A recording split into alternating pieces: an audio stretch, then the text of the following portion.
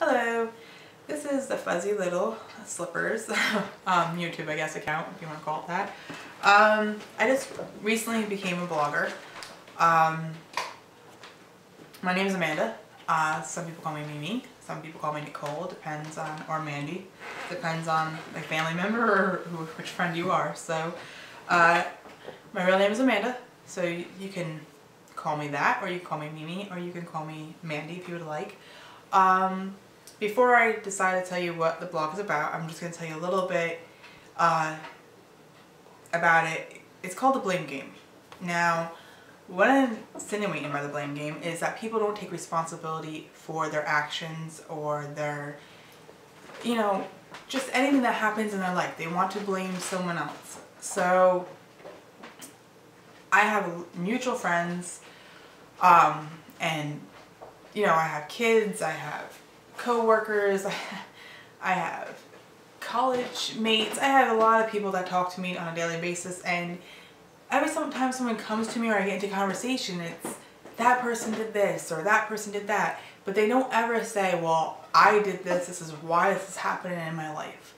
So I figured I was going to write a blog on it and just, tell you guys about it, and hopefully you'll learn what I learned, and if you don't, then you don't. That's your choice. So, also at the end of the blog, you could definitely comment below, in the YouTube account, and, tell me your thoughts, tell me if you have negative stories, if you have positive stories, if you took any of my advice, if you didn't take any of my advice, if you have another topic that you want me to do, please, comment below so I can do them for you.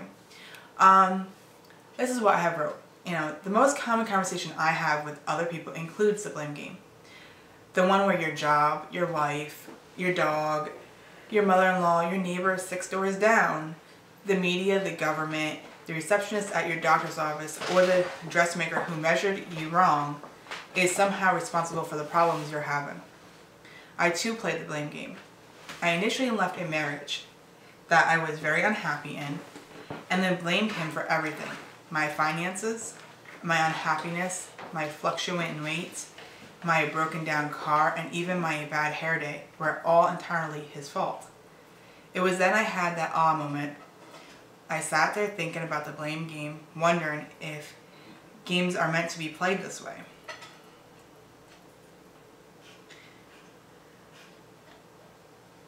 Then why is this one keeping me in such a bad place?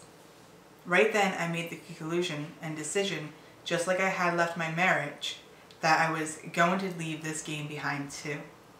I sat down, took a long deep breath, and thought about the ways I contribute to my own unhappiness.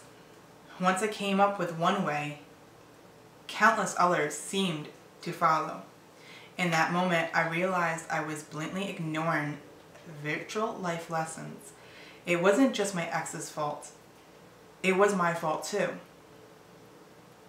I believe we are here to learn a lesson.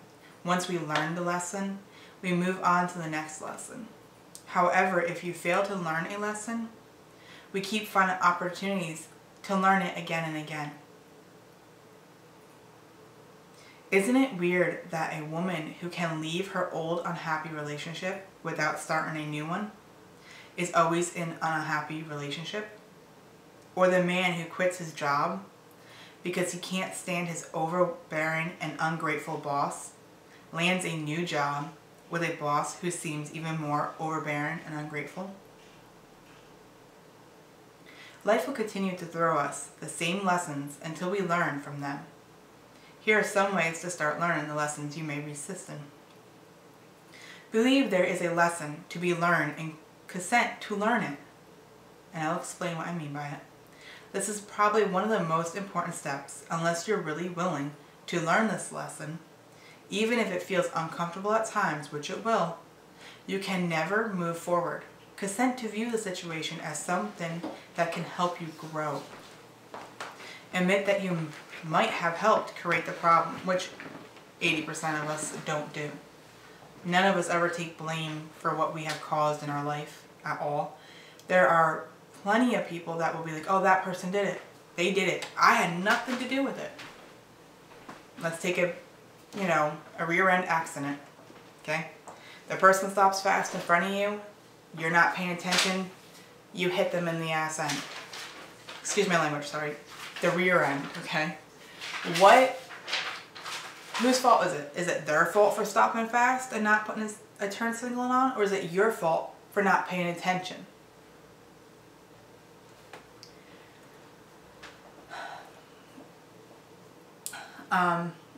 Admitting that you might have helped create the problem. Warning, this does require you to immediately quit playing the blame game. Just consider the possibility that you somehow contribute to your current situation. This doesn't mean no one else played a part. It just means perhaps you did as well. Take some time alone and review the situation. I'm sure you've done this multiple times. It's time to do it differently. Try to view the situation from a different perspective. Get objective and see it from someone else's eyes. Is there another way to interpret what happened and how it's all played out? Yes, there's thousands of ways to see it in a different, perspective. This requires you to be really honest with yourself about your choices and actions. If you're willing to change your perspective, you might immediately see what lesson needs to be learned and exactly how to learn the lesson. Thank you. Let go of your attachments to the problems, which is another big thing. A lot of us do not and will not attach from the problems. We try to control the problem. We try to manipulate the problem. We try to redirect the problem.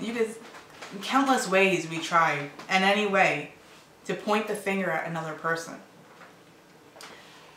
Now, trying to control the problem, your boss, your spouse, or your circumstances, will only keep you more attached to it. And the more you leech onto the problem, the more it leaches right back to you. You will never be able to see the lesson or the situation if you dwell on all the little details about what seems wrong. Letting go could come in many forms. Seeing the good in the person who seems difficult, accepting a situation for what it is, or seeing the other side of the story. Which there are 3 sides to the story. That's another blog though. Anytime we let go of our attachment to what went wrong or what should have happened, we create possibility of growth. And we pave the path for more positive results. My personal favorites were 3 and 4. Once I reviewed my marriage from a third-party perspective, I clearly saw all the things I could have done better. After that moment, I admitted the role I played, forgave myself, and was finally able to move forward. Dropping blame allowed me to let go and move on. Quitting the blame game and learning life's lessons have allowed me to be in a loving, equal, and best of all, relaxing relationship. It allowed me to build my dream career. It's also allowed me to look at each obstacle I'm facing and finding something positive to take away from it. If you're having an issue, then there is a lesson to be learned. Learn the lesson, then you get to move forward. That's how a game should work, not the other way around. As I was saying, I didn't write this one part down. It came to my mind now. I have 3 beautiful children. I have 2 little girls and I have 1 little boy. And I have become a better mother to teach myself to take blame for what I have created. I have moved on to another relationship that is very good to me.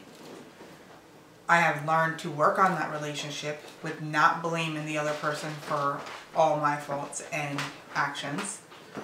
And I would love to teach my children, and I am teaching them, to take blame for what they've done. For example, the other day my daughter came into the house and just put her shoes on the floor, and my spouse came in and said, well, why are your shoes on the floor? I didn't do it. Well, who did it then? They were your shoes, and obviously you took them off your own feet, and she had to learn that she has to take blame for putting her shoes in the middle of the floor instead of putting them in the shoe basket. But she learned. You know, she learned not to lie about it, and she learned to, okay, I did it. I took my shoes off and I left them on the floor. But to teach your children, or anybody, your siblings, you know, your even older people, or your boss, or your co-workers, or anybody, you know, not to take blame for their own self instead of everybody else. It's a great feeling to do that. It's a great feeling to be like, I did that. I made the mistake and I've learned from it. That's positivity that you could teach your children, you could teach your siblings, you could teach, if you're a teacher or a lawyer or a doctor, you know, or a speech, you know, teacher, or anybody that is a person that is around people every day. It's a very good role just to take and say, I did that. I've made mistakes in my life. I have, you know, done this, and I take blame for it. It's a very good positive thing to teach. So, as I was saying, you know, the blame game. It's just basically everybody wants to blame the other person or point the finger at the other person, and to be honest, I think you feel negative. You feel ashamed and you don't want to take blame. Instead of being and taking blame and saying, hey, I did that. You know, I think you'd feel better if you took blame for what you did and said, hey, I did that and I learned from it. Instead of being negative and being like, I didn't do that, and walk away and let the other person take blame. So, you know, leave your comments below. Tell me what you think, and if you have anything to say or if you want to tell me a story, please do. If you have any other topics you would like me to do, please tell me. Anyway, my name's Amanda. Have a great night. Thank you.